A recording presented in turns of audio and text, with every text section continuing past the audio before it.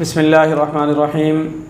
یہ ماہ مبارک اپنی روانی کے ساتھ اختتام کی طرف بڑھ رہا ہے۔ یہ ماہ مبارک جس طرح روزوں کا مہینہ ہے، قرآن پاک کا مہینہ ہے،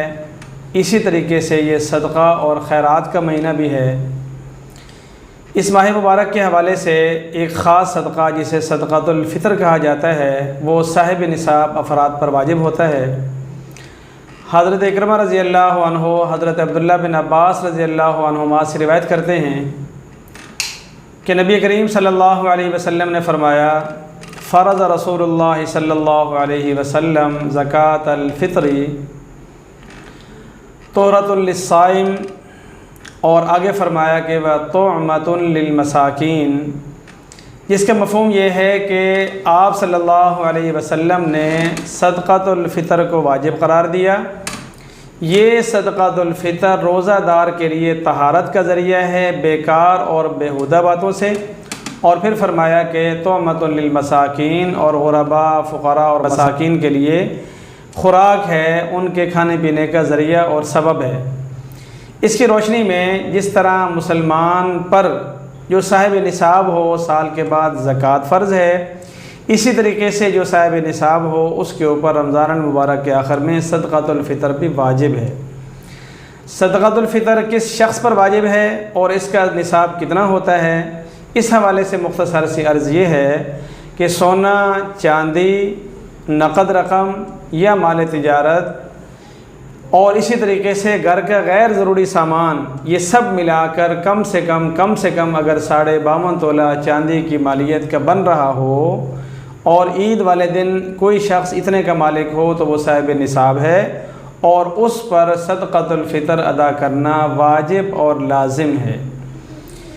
اور یہ 52.5 تولہ چاندی کی مالیت اور اس کی قیمت یہ مختلف سالوں میں اور مختلف زمانوں میں مختلف علاقوں میں مختلف ہوتی رہتی ہے۔ اس سال ہمارے ہاں اسٹیٹ بینک آف پاکستان نے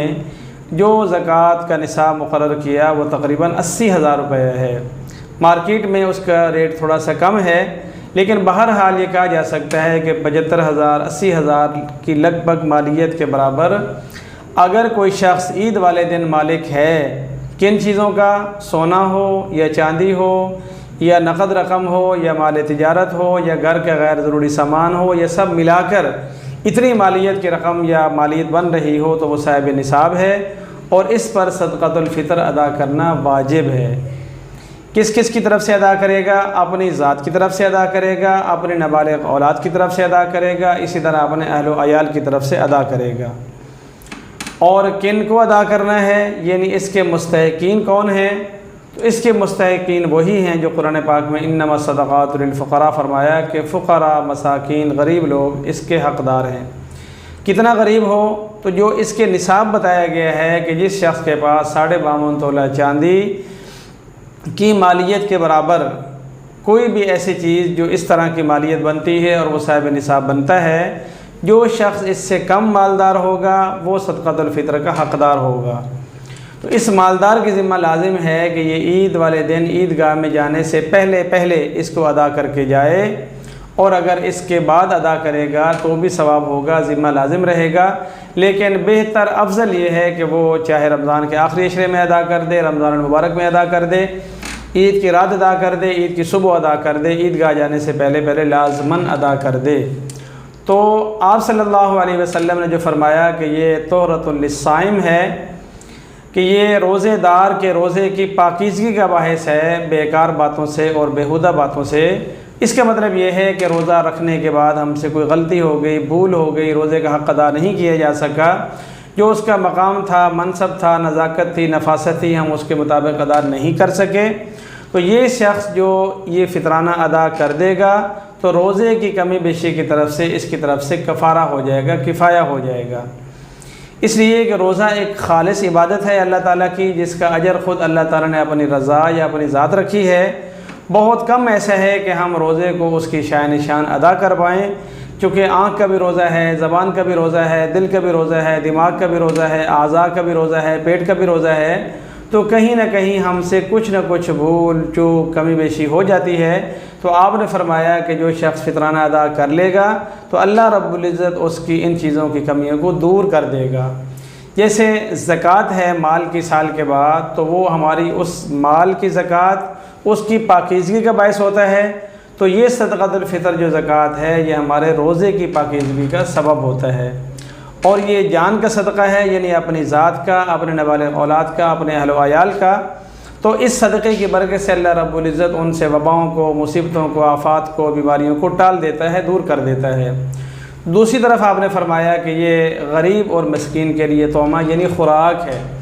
تو جیسا کہ روزہ جو ہے وہ ہمارے لیے باعث عبرت بھی ہے، باعث تقویٰ بھی ہے، تو یہ اس بات کا ثبوت ہوگا کہ ہم نے عبرت حاصل کی، ہمیں غریب کا احساس ہوا۔ اب ہم اپنے غریب بھائی بہنوں کی ضروریات کو پورا کرنے کے لیے فطرانہ ادا کرتے ہیں، تاکہ وہ لوگ عید کی خوشیاں اس حوالے سے منا سکیں۔ کسی نے کپڑے لینے ہیں، خوراک لینی ہے، عید کے لیے سامان لینا ہے، تو عید گاہ میں جانے سے پہلے جب ہم ادا کریں گے تو اللہ رب العزت ہمیں ان کو خوش کرنے کی وجہ سے ہمارے اوپر فضل فرمائے گا، ان کی روزی کا سبب ہوگا اور ہمارے روزی میں انشاءاللہ برکت کا سبب ہوگا۔ یہ کتنا ادا کرنا چاہیے؟ تو اس حوالے سے بھی ہم جانتے ہیں کہ 2.25 کلو گندم، یہ احتیاطاً 2 کلو گندم یا اس کی رقم کے برابر ایک شخص کا صدقۃ الفطر بنتا ہے، تو وہ ادا کرنا لازم ہوتا ہے۔ اب یہ جو 2 کلو گندم کی قیمت ہے یہ مختلف زمانوں میں، مختلف علاقوں میں، مختلف سالوں میں مختلف ہوتی ہے۔ اس سال ہمارے ہاں عام طور پر تقریباً 100 روپے پلس یعنی 125 کے لگ بھگ اس کی مالیت بتائی جا رہی ہے۔ تو اگر ہم جس علاقے میں یہاں بستے ہیں، یہاں اگر کوئی شخص 100 روپیہ پلس یعنی 100 روپیہ یا 120، 130، 40 تک ادا کر دیتا ہے تو ایک شخص کا صدقۃ الفطر ادا ہو جائے گا۔ اس میں کبھی کبھار ہم سے وہ دوست سوال کرتے ہیں جو دوسرے ممالک میں رہائش پذیر ہیں کہ وہ شخص اپنا صدقۃ الفطر ادا کر رہا ہے تو وہ جس ملک میں ہے وہاں کے حساب سے ادا کرے یا جس ملک سے ہے وہاں سے ادا کرے۔ تو اس حوالے سے فتویٰ یہ ہے کہ جو شخص جس جگہ موجود ہوگا وہ اپنے لحاظ سے فطرہ اپنے اسی ملک اور اس کی مالیت کے لحاظ سے ادا کرے گا۔ لہٰذا اگر کوئی شخص آج دبئی میں بیٹھا ہوا ہے یا سعودیہ میں بیٹھا ہوا ہے تو وہاں وہ معلوم کرے کہ وہاں کی کرنسی کے حساب سے 2 کلو گندم کی قیمت کیا ہے، اس حساب سے وہ صدقۃ الفطر ادا کر دے گا۔ اس حوالے سے ایک بات یہ ذہن میں رکھنی چاہیے کہ اس وقت ہم بحیثیت قوم اور ملکی سطح پر جس طرح ہم ایک وبا کا شکار ہیں، تو بے تحاشا غربت ہے، بہت سارے لوگوں کی ضروریات ہیں، تو ہمیں اس صدقۃ الفطر کو اس کی مقدار کی حد تک محدود رکھنے کے بجائے تھوڑا سا اس کے اندر اضافہ کرنا چاہیے اور اپنے گرد و نواح کے اندر جو ضرورت مند لوگ ہیں ان کے تعاون کی کوشش اور فکر کرنی چاہیے۔ جب ہم یہ بات دیکھتے ہیں کہ دوسرے ممالک کے لوگ اور ان کی حکومتیں ہمارے لوگوں کو، ہمارے ملک کے لوگوں کو غریب سمجھ کر وہاں سے فطرانہ اور اس کی رقم بیچتے ہیں،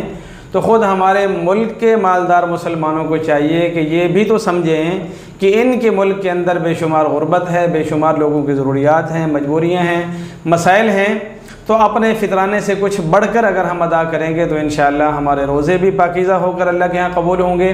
ہمارے مال و دولت کے اندر برکت ہوگی، اور من حیث القوم اگر ہمارا مالدار طبقہ من حیث القوم اپنے غریب طبقے کی فکر کرے گا تو اللہ رب العزت اپنا فضل فرمائیں گے، رحم فرمائیں گے کہ یہاں کے مالدار، یہاں کے میرے غریب بندوں کی فکر کر رہے ہیں تو میں مالداروں کو اور مالدار کر دوں گا، اور غریبوں پر فضل فرما کر ان کو اللہ رب العزت فطرانہ لینے والوں کے بجائے فطرانہ دینے والوں کے اندر شامل فرما دیں گے۔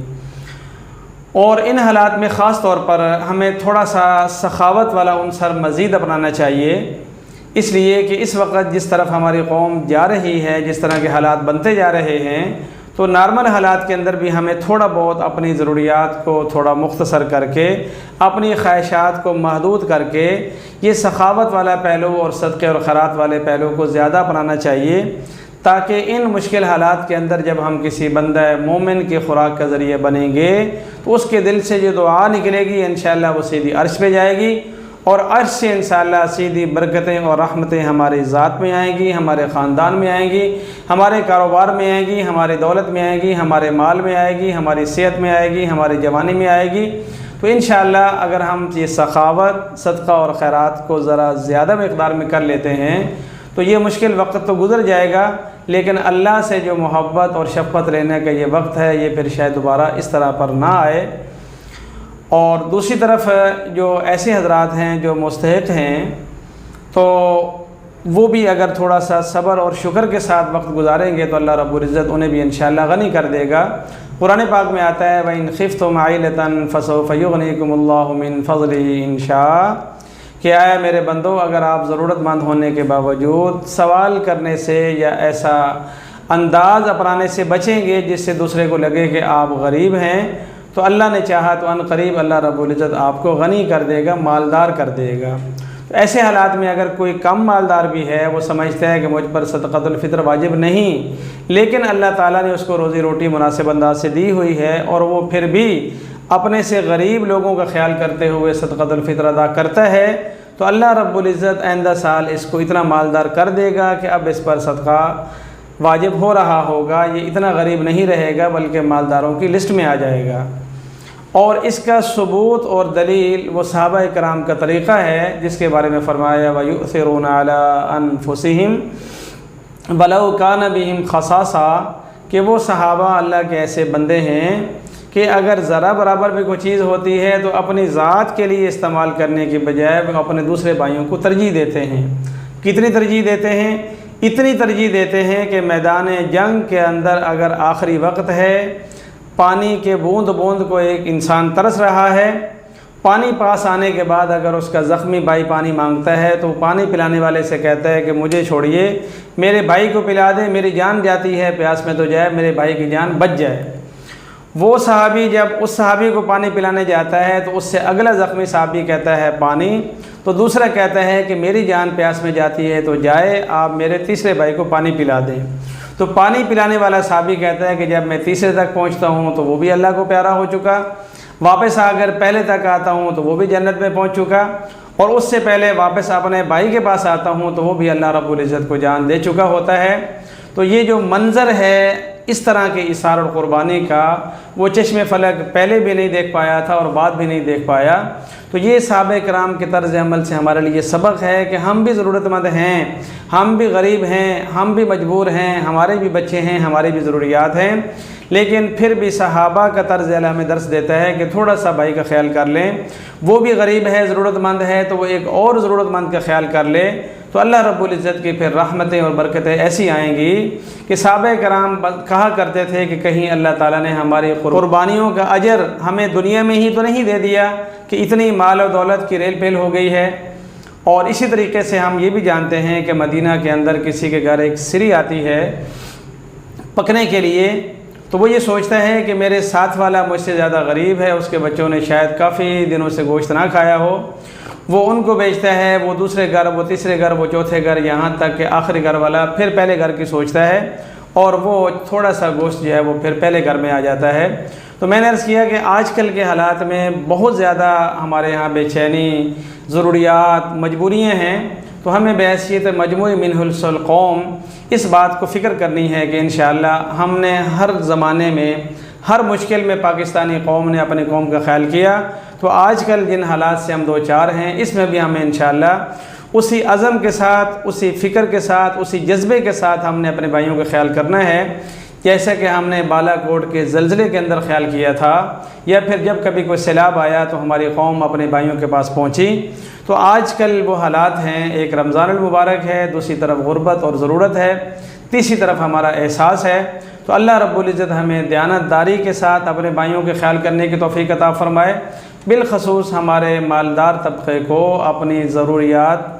کو پورا کرنے کے بعد اللہ کا جو حکم ہے زکوٰۃ ادا کرنے کا، فطرانہ ادا کرنے کا، اس کو پورا ادا کر کے مستحقین تک پہنچنے کی توفیق عطا فرمائے، اور اللہ رب العزت ہماری پوری قوم کو خوشحالی اور مال و دولت کی فراوانی کے ساتھ اللہ تعالیٰ فضل فرمائے۔ وما علینا الا البلاغ۔